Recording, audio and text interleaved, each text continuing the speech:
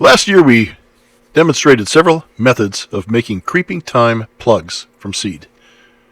In my Grandpa Digs It video that's marked with verdict on it, I determined that the best method was starting the seeds directly in, say, 3, 4, or 5 inch pots right from the start. You may have to do this indoors with plenty of light, but creeping thyme, while needing moist soil and plenty of light to germinate, also needs plenty of room to develop their extremely important large root systems.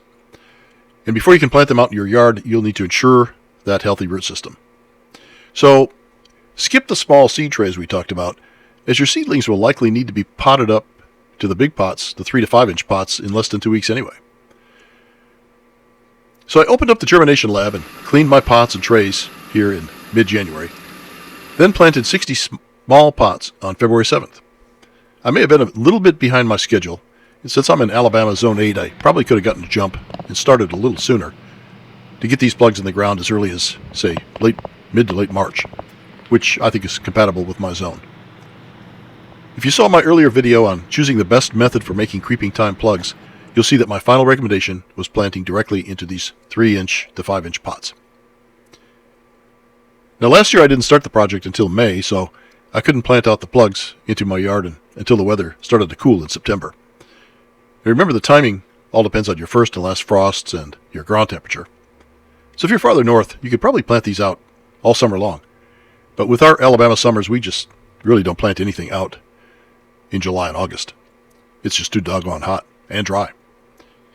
So this year I'm sticking with the verdict method mentioned in my more recent video, but I am enhancing it with some things I learned since last year. Enhancing 2 things mainly: the medium and the watering techniques.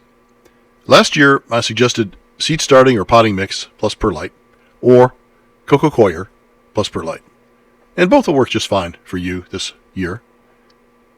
Be sure to add enough perlite for the drainage and for oxygen to reach the roots. But this year, I've refined my germination method by using a peat-based, high-porosity seed starter. I'm specifically using the brand Premier Pro Mix HP. Now, if you can't find this exact brand, look for any professional HP mix, like those from Sunshine or Burger. The HP stands for high porosity, and for a gardener, that's your insurance policy against overwatering and root rot. The base is Canadian sphagnum peat moss, which provides the slightly acidic structure that thyme loves. But the real mechanical magic comes from the high percentage of coarse perlite. It ensures those tiny, fragile seeds have a constant access to oxygen and won't get wet feet and rot. I also want to point out a hidden benefit of this mix: mycorrhiza. Yes, that's how you say that, mycorrhiza. These are beneficial fungi that attach to the roots, essentially acting as a secondary root system. They help the plant grab extra nutrients and water, which is a huge advantage when we eventually move these young plugs from the lab to the yard. I bought the large 60-pound, 3.8 cubic foot compressed bales because I've got a lot of seeds to plant for various projects. 60 pounds, that was heavy. But for your home lab, you don't need that much heavy lifting. You can find much smaller quantities in, say, 1/2 to 1 cubic foot bags, which weigh less than 10 pounds. It's sterile, optimized, and exactly what these plants need for the most fragile stage of their lives. Here's a tip for you. I want to note that I found cookie sheets less expensive than gardening flats to put under my pots. Now that may sound unconventional, but they have nearly 1 inch depth, which is plenty for bottom watering, and I found them on Amazon for 99 cents a piece.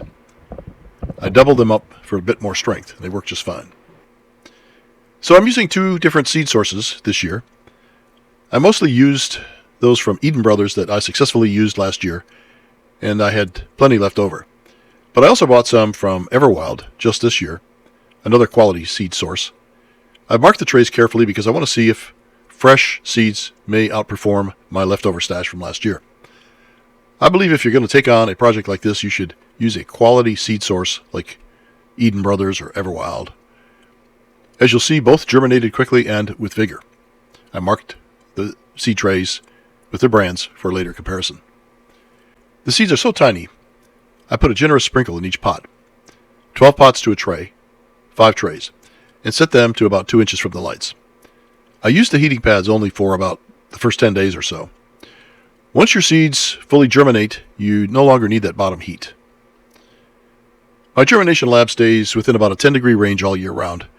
It's really a fancy storm shelter with poured concrete walls that also house the furnace and one of our tankless water heaters. About this time of year, it averages about 60 to 63 degrees, a perfect temperature for the creeping thyme. So let's talk about watering. The medium should be very wet the day you sow the seeds, but from that point, don't overwater. You should spray the top probably every day for the first week, just to keep the soil moist, and since there are few roots reaching down just yet. But after the seeds start germinating, you should revert to bottom watering. The water will soak up through holes in the pots using capillary action. When to water and how much becomes a judgment call. Your circumstances will vary based on humidity, your choice of the medium, and so on. But I like to use the weight of the pot method. Lift your pots. Heavier pots probably can go another day without watering. You'll get the feel of it. In my opinion, more plant projects are killed by overwatering than by underwatering. However, if the top looks dry and the pots feel lightweight, bottom water thoroughly. You should expect to bottom water generally 3 to 5 days a week, in my opinion. But use your judgment. Since these seeds were sown on February 7th, you can see by this video the 7-day and 14-day progress. Take a special note of these Asian lady beetles. These are not ladybugs. They're Asian lady beetles. They are beneficial insects that seem to be hunting out those nasty fungus gnats like soldiers on a patrol. I'm not sure really where they came from, but if you're lucky enough to have these little buggers keeping watch on your indoor projects, don't put up any yellow sticky pads, as they'll capture these beneficials as easily as the gnats themselves. So I think we're on our way to a late March or early April plant out of these 60 plugs, hopefully capturing moderate weather and spring rains. Personally, I've got a hard deadline of April 7th due to a scheduled hip replacement surgery. So the goal is to get these plugs tucked into the ground so they can enjoy the spring rains while I'm busy with my own recovery. Along with the 80 or so plugs we planted out last year, we should eventually have a great start for our blanket of creeping thyme. If you found this video helpful, please like and subscribe, especially for updates. I'll update you on this project. Drop a comment or question below. I'd like to hear if you're planting creeping thymes, if you've got a better method or got some things to add, or how your project is going in general. And I'll see you next time on Grandpa Digs It.